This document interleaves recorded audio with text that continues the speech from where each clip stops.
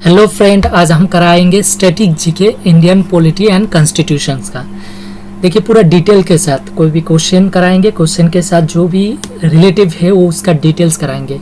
आपको सिर्फ directly question और आंसर करेंगे तो आपको याद नहीं रहेगा, उसके साथ डिटेल्स भी करना जरूरी थे, तब आपको माइंड में रहेगा। तो देखिए पहला क्वेश्चन क्या बोला है, who is among the following was the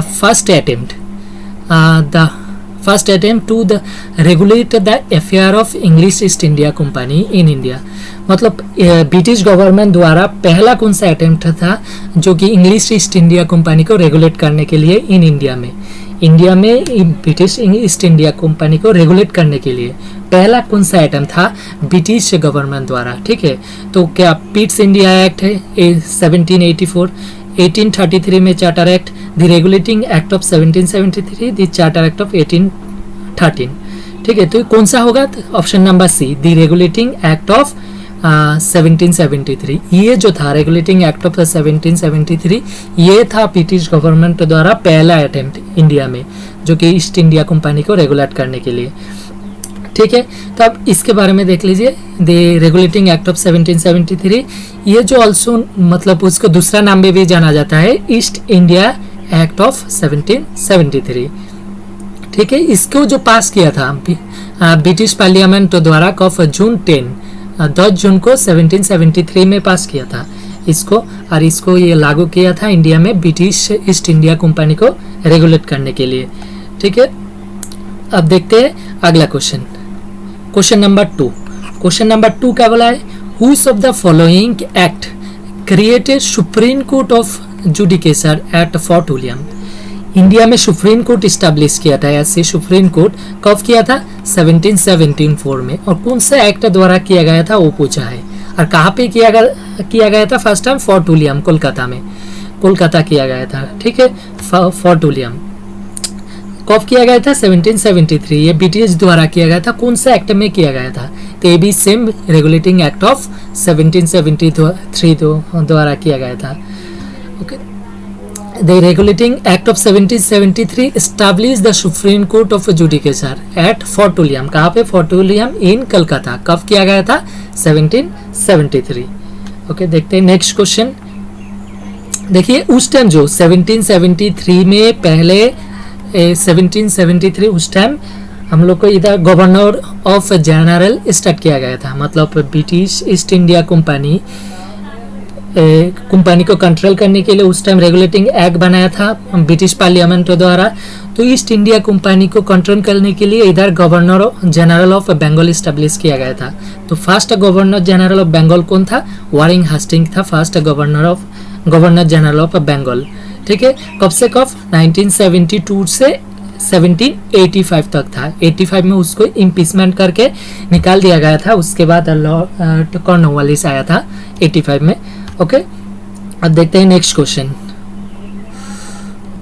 अब देखिए next question number 3। Question number 3 क्या बोला है, the East India company was deprived of monopoly. मतलब एंड कर दिया गया था मोनोपोली से, एंड ठीक है, एंडेट किया गया था मोनोपोली से of trade with India accept T trade by which among the following act. मतलब कौन सा एक्ट में इंडिया का मोनोपोली खत्म किया गया था? एक्सेप्ट मतलब वो टी के साथ मोनोपोली कर सकता है, बाकी ओपियम के साथ मोनोपोली कर सकता है, और ट्रेड विथ चाइना मतलब चाइना के साथ मोनोपोली कर सकता है। उसका साथ जो ट्रेड चल रहा है उसमें मोनोपोली 3 को छोड़ के बाकी मोनोपोली खत्म कर दिया गया था, इसको पार्शियली एंडेड कर दिया गया था। तो कब किया गया था? कौन सा एक्ट में किया गया था? तो ये आंसर है द चार्टर एक्ट ऑफ 1813 में किया गया था। ठीक है, 1813 में पार्शियली मोनोपोली एंड कर दिया गया था ब्रिटिश पार्लियामेंट किसको? ईस्ट इंडिया कंपनी को। सिर्फ वो 3 चीजों में अपना मोनोपोली रख सकता है, एक टी में, दूसरा अफीम में, और तीसरा ट्रेड विथ चाइना के साथ। ओके, चाइना के साथ इसे मोनोपोली खत्म कर दिया गया था। अब देखिए चार्टर एक्ट ऑफ 1813 का कंप्लीट ऑफ फीचर्स देख लीजिए। देखिए provisions of the Charter Act of 1813, ये जो हर साल कंपनी को रेगुलेट करने के लिए ब्रिटिश पार्लियामेंट एक्ट निकालता था। पहले कब किया गया था फर्स्ट अटेम्प्ट 1773 में, दूसरा 1993 में, मतलब 20 साल के अंदर वो अपना एक्ट निकाल रहा था ईस्ट इंडिया कंपनी को रेगुलेट करने के लिए, कंट्रोल करने के लिए। तो 1993 के बाद 1813 में किया गया था। तो ये जो 1813 में चार्टर एक्ट ऑफ 1813, इसमें मोनोपोली एंडेड किया गया था, पार्शियली एंड किया गया था किसका, ईस्ट इंडिया कंपनी का। ओके, तो अगले 20 साल के लिए 1833 में अगले 20 साल के लिए नया एक्ट बना दिया था कंपनी को कंट्रोल करने के लिए। अब देखिए इसका features 2 number, it empower the local government, मतलब ये इस चार्टर एक्ट 1813 में एम्पावर किया गया था, पावर दिया गया था लोकल गवर्नमेंट को टैक्स कलेक्ट करने का, मतलब लोकल गवर्नमेंट भी अभी टैक्स कलेक्ट कर सकता है, इसमें पावर दिया गया था। लेकिन इसका जुरिस्डिक्शन किसके अंदर में, सुप्रीम कोर्ट के अंदर में। ओके, अब देखिए इसको जो टैक्स कलेक्ट करेगा उसको 10.5% कंपनी में डिविडेंड जाएगा, भाग जाएगा, मतलब जो भी टैक्स कलेक्ट करेगा उसका 10.5% कंपनी का होगा। ओके, अब देखते हैं नेक्स्ट फीचर्स क्या है। देखिए अनदर फीचर क्या, इस एक्ट में 1833 जो चार्टर एक्ट है, इसमें क्रिश्चियनरी मिशनरी को, मतलब इंग्लिश से बाहर को जो क्रिश्चियनरी मिशनरी को, उसमें परमिशन दिया गया कि इंडिया में आके अपना धर्म प्रचार करे। ये एक बहुत इंपॉर्टेंट है। तो क्वेश्चन आता है इसमें, कौन सा एक्ट में, कौन सा चार्टर एक्ट में आपको क्रिश्चियनरी मिशनरी को परमिशन दिया गया था इंडिया में जो अपना धर्म प्रचार करे। ओके, तो 1833 में चार्टर एक्ट। नेक्स्ट फीचर्स देखिए, the act provided for a financial grant, वो ब्रिटिश पार्लियामेंट प्रमोस किया था, इस एक्ट में प्रॉमिस किया था कि वो फाइनेंशियल ग्रांट देगा इंडियन लिटरेचर एंड साइंस का प्रमोशन के लिए, इंडियन लिटरेचर एंड साइंस के प्रमोशन के लिए वो फाइनेंशियल ग्रांट देगा। और एक प्रॉमिस किया था कि हर साल 1 लाख रुपया देगा, मतलब 1 लाख देगा इंडियन एजुकेशन सिस्टम इम्प्रूव करने के लिए। ये भी तो ये बहुत इंपॉर्टेंट क्वेश्चन आता है, इंडियन ब्रिटिश पार्लियामेंट द्वारा कौन सा चार्टर एक्ट में इंडियन एजुकेशन को प्रमोट करने के लिए हर साल 1 लाख रुपया देने का वायदा किया था। तो आंसर हो जाएगा 1813 चार्टर एक्ट में। ओके, अब देखते हैं नेक्स्ट क्वेश्चन। देखिए next question, question number 4। Question number 4 क्या बोला है, by which among the following acts the East India Company lost its monopoly of trade with China. देखिए 1813 का जो एक्ट था, चार्टर एक्ट 1813, उसमें क्या पार्शियली मोनोपोली एंड किया था, लेकिन अभी पूछा है कंप्लीटली मोनोपोली एंड हो गया था, खत्म कर दिया गया था। कौन सा एक्ट में, कौन सा एक्ट में किया गया था, तो ये Charter Act 1833, option number C, the Charter Act 1833 में, मतलब अगले 20 साल के लिए जो 1813 में इसको पार्शियली खत्म कर दिया गया था, अगले 20 साल के बाद 1833 में नया चार्टर एक्ट 1833 में कंप्लीटली बंद कर दिया गया था। ओके, तो अब देखते हैं चार्टर एक्ट 1833 के बारे में कंप्लीट जानकारी। देखिए चार्टर एक्ट 1833 इसको ऑल्सो नोन एंड, मतलब दूसरा नाम से भी जाना जाता है कि the Government of India act of 1833। ठीक है, ब्रिटिश से बनाया ईस्ट इंडिया कंपनी को कंट्रोल करने के लिए। तो इसके फीचर्स देख लेते हैं। देखिए features of charter Act 1833, company का जो कमर्शियल एक्टिविटी वो खत्म कर दिया गया, मतलब ट्रेडिंग कंपनी से उसको अब एडमिनिस्ट्रेटिव बॉडी बना दिया गया, इंडिया को एडमिनिस्ट्रेटिव करने के लिए, शासन करने के लिए एडमिनिस्ट्रेटिव बॉडी बना दिया गया था। तो मतलब उसका जो ट्रेडिंग कंपनी था वो खत्म कर दिया गया था। तो क्वेश्चन ये भी आ सकता है, ये भी आता है, कब इंडिया को east India company trading body से, मतलब ट्रेडिंग कंपनी से एडमिनिस्ट्रेटिव बॉडी बन गया, तो कब 1833 में, मतलब 1833 में चार्टर एक्ट के द्वारा इसको ट्रेडिंग को बॉडी से एडमिनिस्ट्रेटिव बॉडी बना दिया गया।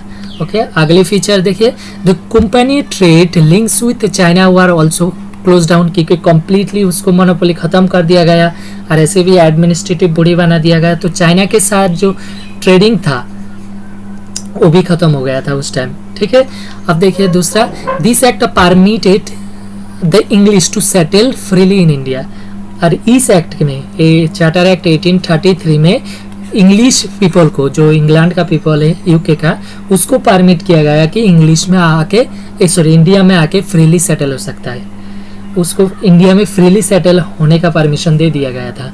ओके, इसके बाद के this act legalise the British colonisations, of the country, मतलब ब्रिटिश कहाँ पे भी कॉलोनाइजेशन कर सकता था, सेटल हो सकता था, ये लीगलाइज कर दिया गया।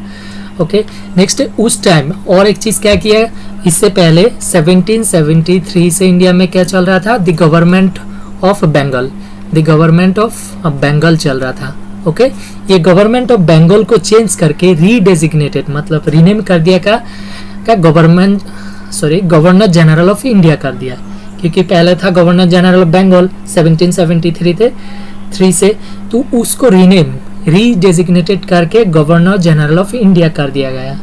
ओके, तो पहला जो गवर्नर जनरल ऑफ इंडिया था वो कौन था, विलियम बेंटिंग्स। बहुत ही इंपॉर्टेंट क्वेश्चन है, आने का चांस है। पहला गवर्नर जनरल ऑफ इंडिया कब हुआ था, 1833 में, और कौन हुआ था, विलियम बेंटिंग्स।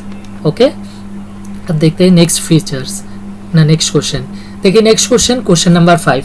क्वेश्चन नंबर 5 क्या बोला है, इंट्रोडक्शंस ऑफ प्रोविंशियल ऑटोनॉमी। देखिए प्रोविंशियल ऑटोनॉमी हो क्या था, देखिए प्रोविंशियल ऑटोनॉमी क्या चीज़ है, प्रोविंशियल ऑटोनॉमी मतलब डिसेंट्रलाइज प्रोसेस, मतलब सेंट्रल प्रोविंशियल को भी पावर दिया गया है, लोकल गवर्नमेंट को भी पावर दिया गया है, कुछ पावर अपना खुद डिसीजन ले सकता है, उसको बोलता है प्रोविंशियल ऑटोनॉमी। मतलब प्रोविंस का जो लोकल गवर्नमेंट है उसको भी पावर दिया गया था, तो इसको बोलता है प्रोविंशियल ऑटोनॉमी। तो introduction of provincial autonomy is related to which of the following act, ये कौन सा एक्ट से रिलेटेड है, तो introduction of provincial autonomy A B same Government of India Act 1935, the Government of India Act 1935 से related है। मतलब government of India Act 1935 में प्रोविंशियल को गवर्नमेंट को, लोकल गवर्नमेंट को भी पावर दिया गया कि वो अपना डिसीजन ले सकता है। ठीक है, अब देखिए Government of India Act 1935 was passed by the British Parliament in August 1935 and came into effect, लागू कब किया गया था, 1937 में, और ये लास्ट कॉन्स्टिट्यूशन था, मतलब लास्ट लॉ था जो ब्रिटिश गवर्नमेंट द्वारा इम्प्लीमेंट किया गया इंडिया में। देखिए इंडिया में